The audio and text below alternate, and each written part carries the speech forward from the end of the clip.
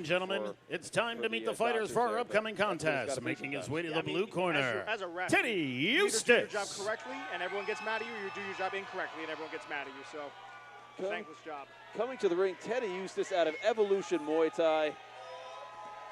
Coach Brandon Levi with him, and WBC champion Franz Pierre. Brandon Levi, the self-styled most handsome coach in Muay Thai. Teddy Eustace, a 2-3 fighter, 0-1 in Muay Thai and 2-2 in kickboxing. He's known for his athleticism and speed, and he has a lot of power at this weight. He is making his K-Series debut tonight, and we're talking about good teams before, and Evolution has quite a stable of fighters. We mentioned Franz Pierre there, the WBC champ, who I believe is a generational athlete at 135 pounds. You've also got John and Robinson his opponent representing Martin Underdog Cunningham, Mixed Martial Arts, years of fighting Luis experience. Santos. And he is going to be facing off with Luis Santos out of Underdog MMA. Call him the Slim Reaper, and he is flashy, but he is also dangerous. You talk about a deep arsenal, a deep array of strikes that he likes to throw. Little tidbit, he's 6'4" at 130 pounds, 6'4", and he has the range, he has the weapons to put the lights out and make it a very quick night at the office if he wants. I mean, we watched him and we've commentated over him before.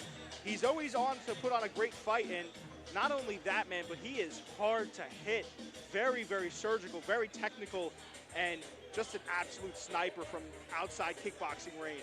Now what we're seeing, folks, this fight is without shin guards, so it's going to be a little bit of a different affair because those shots having much more of an effect. And we are going to see, as the night goes on, this level of experience going up more and more. So, folks, don't go anywhere. The action is only starting here at the Melrose Ballroom with K-Series.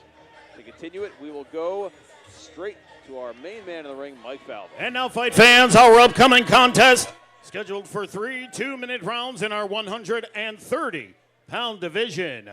Introducing first, fighting out of the blue corner, representing Evolution Muay Thai, Teddy Eustace.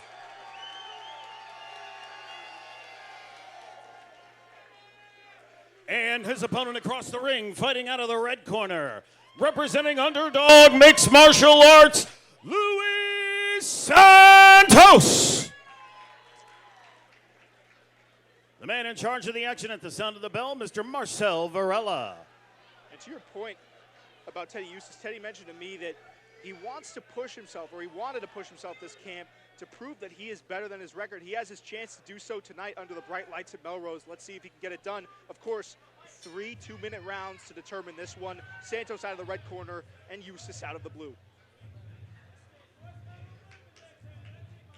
To your point about the athleticism there, I saw him jumping before the round started, and the big, fast leg kick there out of Eustace early. Santos landing a nice leg kick of his own.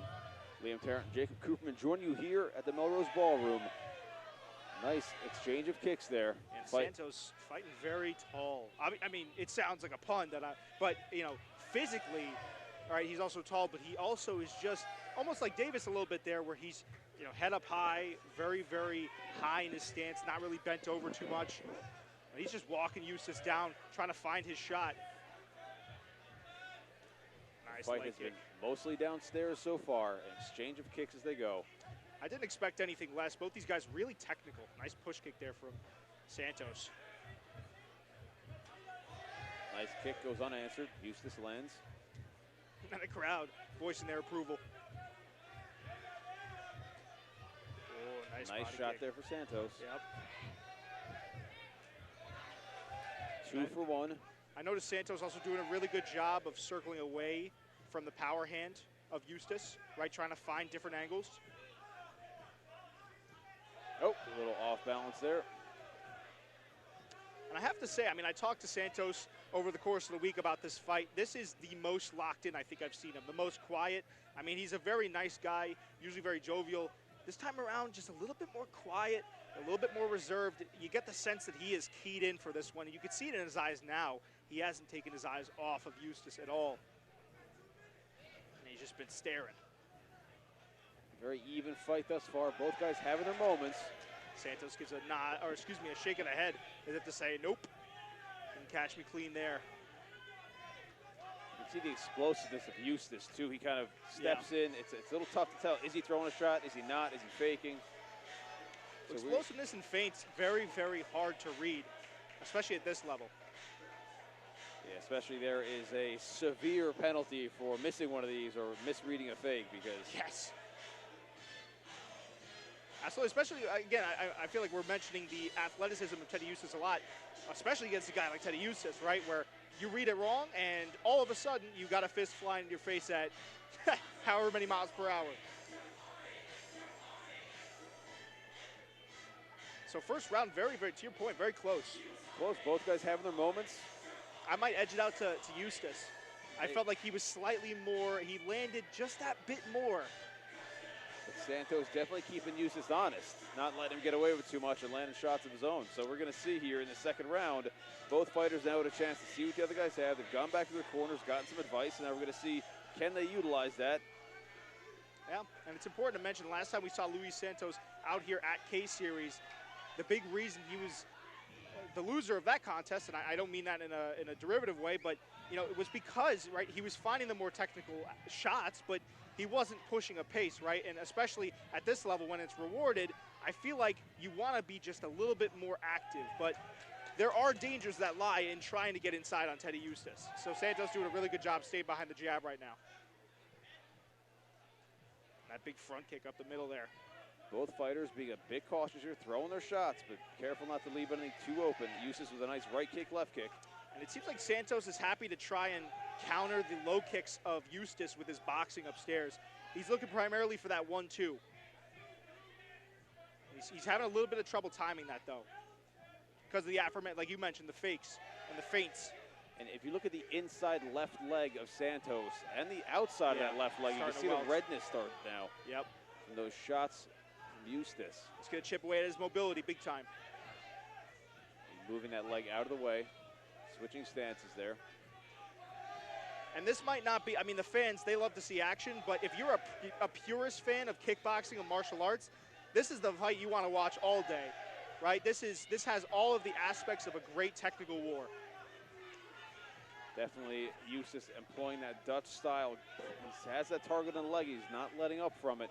I think Santos is going to have to figure something out. Oh, very slickly done there. Santos, a little bit of a showman tonight. Winging overhand right from Eustace. Santos with a nice left kick.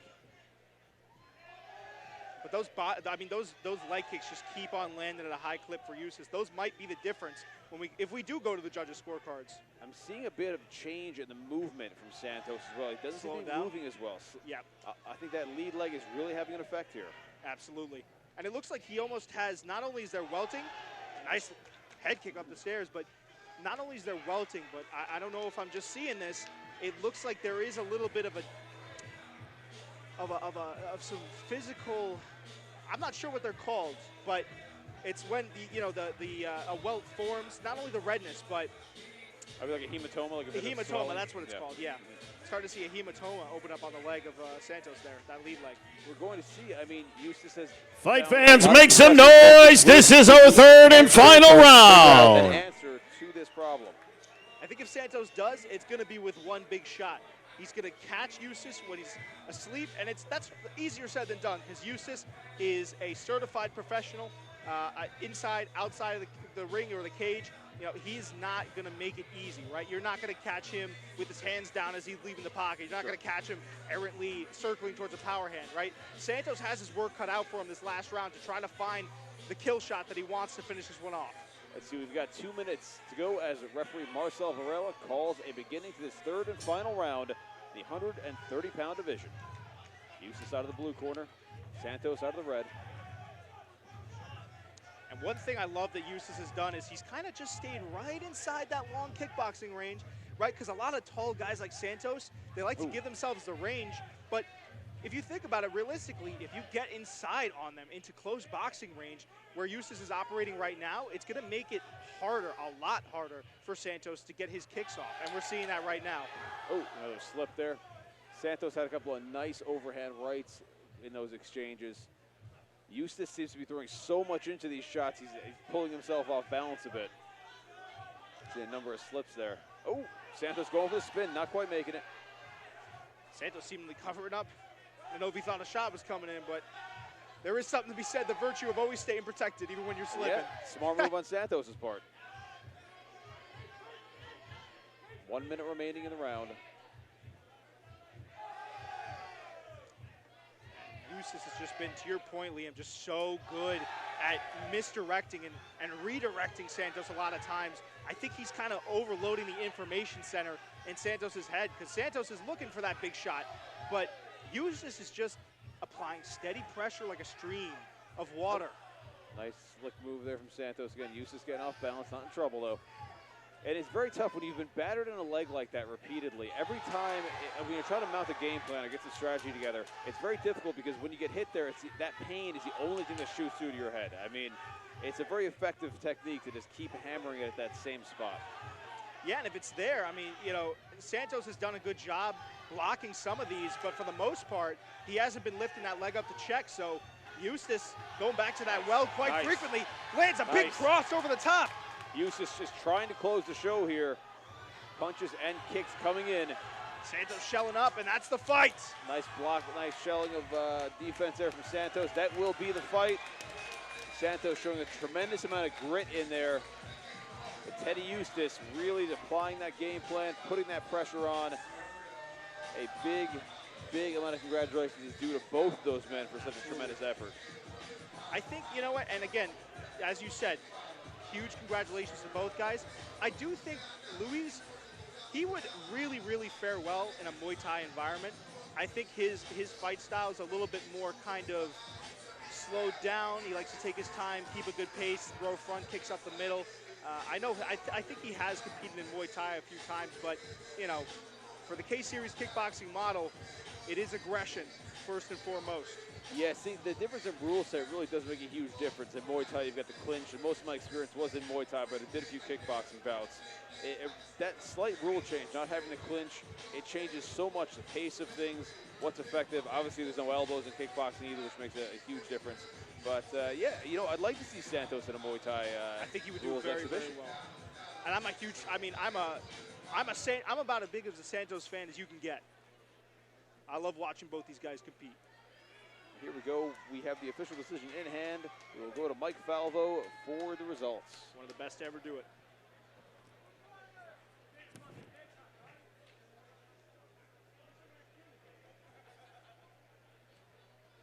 As always, ladies and gentlemen, a round of applause for two great fighters and one great fight.